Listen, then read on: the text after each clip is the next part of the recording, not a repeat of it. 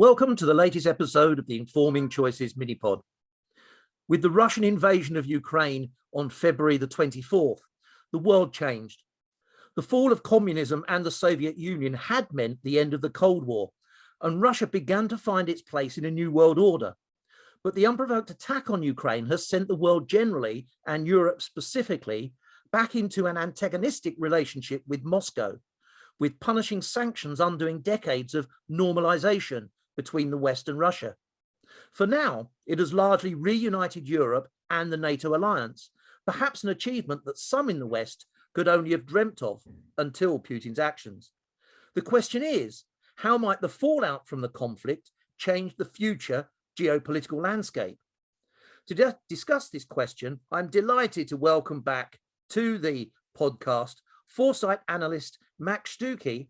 Max is a senior foresight analyst at Futures Platform, a company focusing on strategic foresight, and he holds a master's degree in future studies and social sciences. Max, welcome back. Thank you very much. Glad to be here. So let's get into this because we've not got a lot of time for what is an enormous topic. What are the future geopolitical implications of the Russian action, do you think, Max?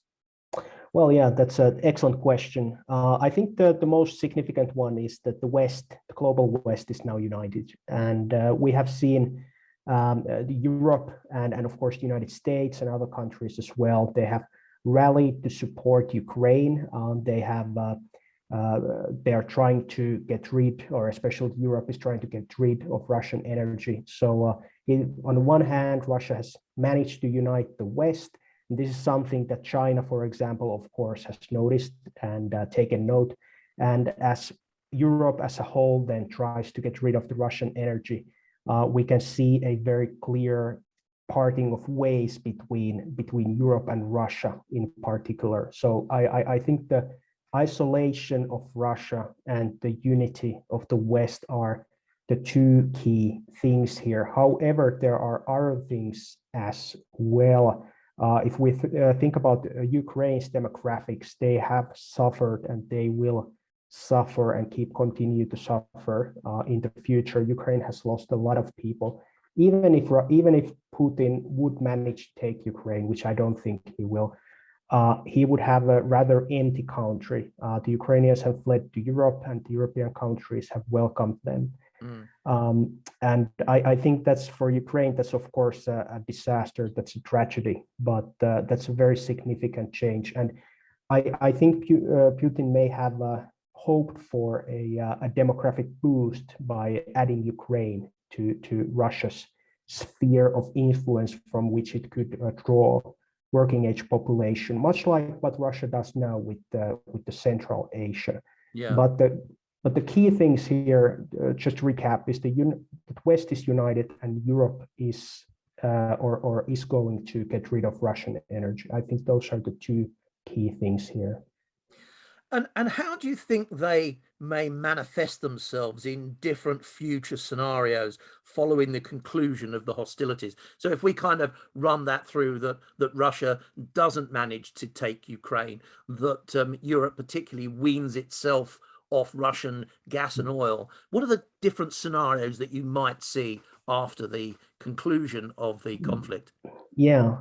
Just to make it clear, of course, it is a possibility that Russia manages to occupy all of Ukraine. However, that would be a very long and very brutal occupation for both parties. And I don't think that's necessarily in the cards. However, if we think about the situation, Russia is now it is isolated from the West pretty much.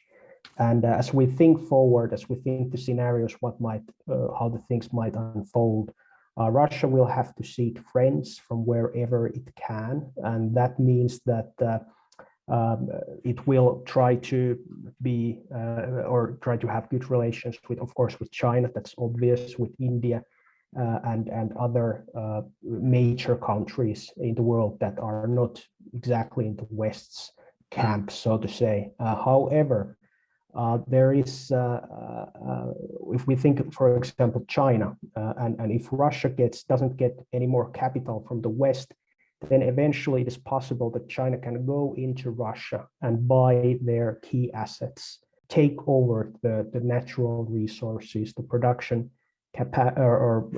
capacities of productive capacities of Russia, because China has money and they have the industrial base. Russia doesn't really. And that's a key thing. Of course, what everybody's talking about here, if we think about that the war is not going in Russia's favor, that it's not going as Putin has planned. Everybody is talking about coup, a palace coup in Russia. We don't know how likely that is.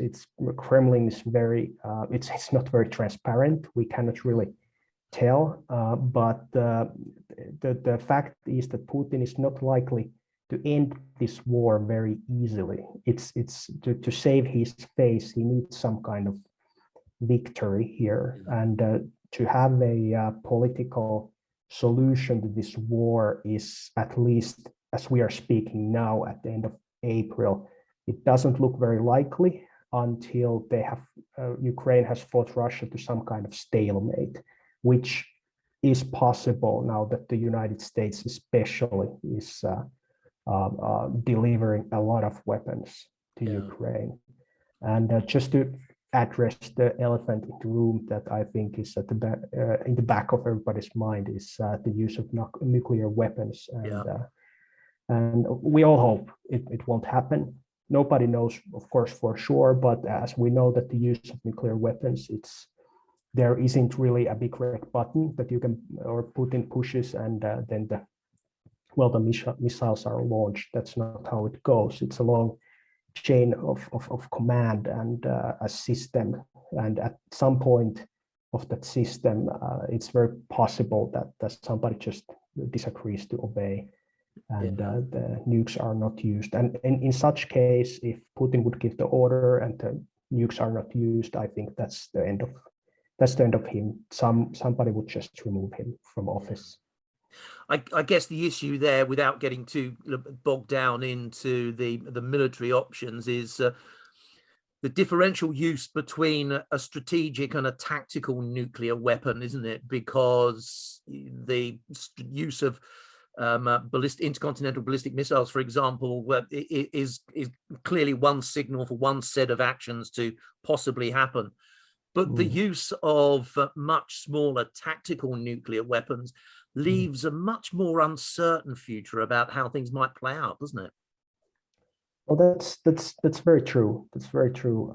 I think in general, like the use of any kind of nuclear weapon is clearly it's like stepping over a threshold. It's very clear. Of course, it's one thing to use a very low yield nuclear weapon on some military units. Of course, it sends a very strong signal. And then it's another to use an ICBM to wipe out Kiev, for example.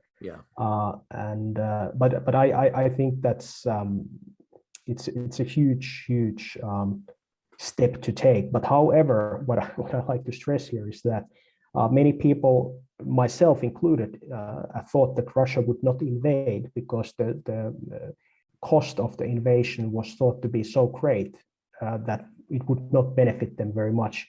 Ironically, the cost of the invasion has been huge, but in the West, we thought falsely that Russia would estimate the costs as we do. And we were, to use the term, we were mirror imaging our ways of thinking on Putin. And I hope we're not doing that in here, but well, let's see. So I just want to go back and build on one point you made just now, which is the idea that if the economic situation, including its isolation within Russia, got to such a point that provided an opportunity for China to invest and take over perhaps many of the businesses, areas of the economy, infrastructure perhaps, and so on, that currently exists in Russia. So do you think that one of the potential scenarios is for a Russia-China grouping on one side of the political divide across the world, if you like, almost facing antagonistically Western Europe and the US on the other. So we have these two great blocks facing each other with very little interaction. It's the kind of globalized interaction that we've come to know about. Is that a plausible scenario, do you think? Well, I think in one way, yes. In one sense, it's possible. In such case, it would be really China and the rest, including Russia, forming a bloc. It would be China to Central Asia, Russia as a clear junior partner in that camp. It's and then some other countries, of course, as well. But it would be very much centered on China, because Russia would be and is so much weakened by this war. However, I think China has very clearly seen that the West, once it gets united, once it really unites and really wants to use, well, first of all, economic weapons, it can get very destructive. And as we know, in the case of China, it's the United States, for example, and the allies, Japan, South Korea, and so forth. They are very well positioned to block the main export routes from China and import routes, of course, the straits and so forth. So China is very vulnerable. But basically, it's still possible that we would trade with one another, but China and the rest would form a political bloc, so to say, and they would go their own way, for example, in technology standards and so forth, trying to disconnect from the West. But I think that's something that's very much in the it's like playing a very long game.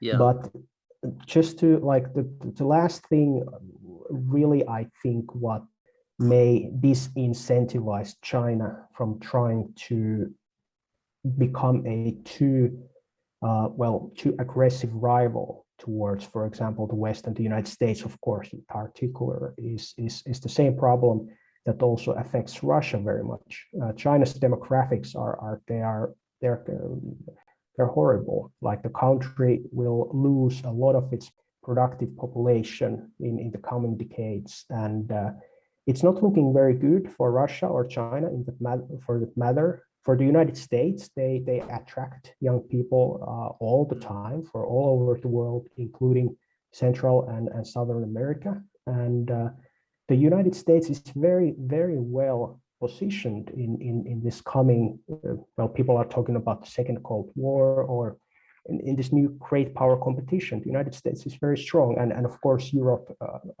in that sense as well, because we are in the same bloc as the United States. Yeah, sure.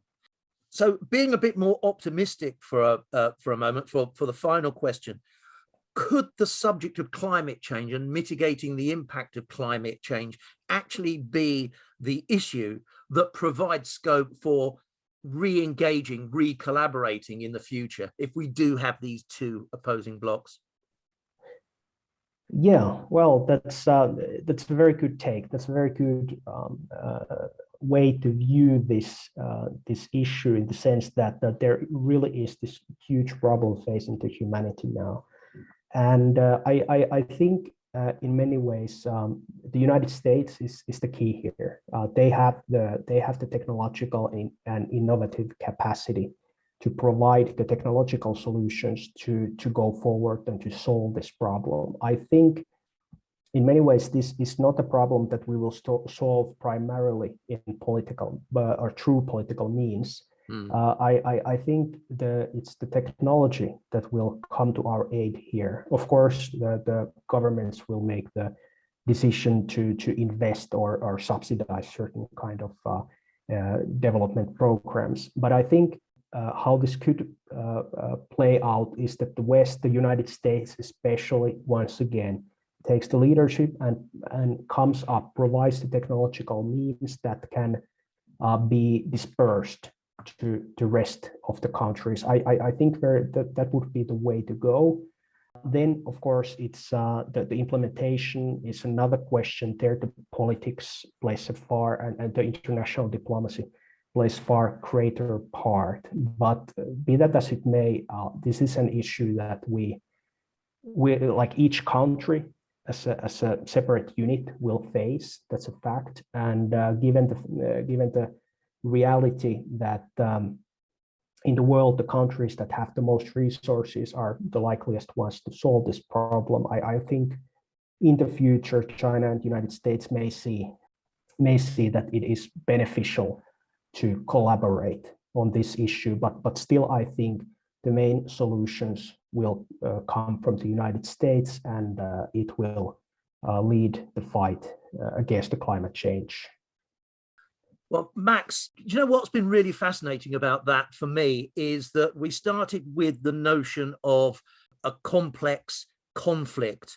We kind of touched on some of the scenarios that may play out, and we've ended up looking at actually what possibly matters to humanity most, might be the thing that re-engages countries around the world to collaborate for the good of humanity, which I think is a nice positive step to end on, given what an awful situation that is currently playing out in Ukraine.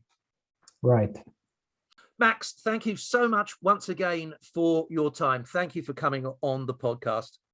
Thank you, Steve. And thank you everyone for listening. Do let your friends and colleagues know about the Informing Choices mini pod, and there'll be another episode along very soon.